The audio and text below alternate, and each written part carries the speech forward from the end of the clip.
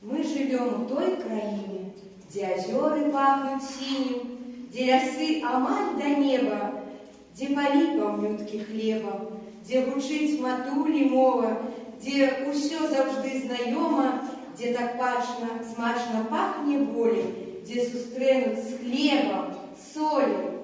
І дзяўчынкі нашы зараз танцуюць танец беларусачка.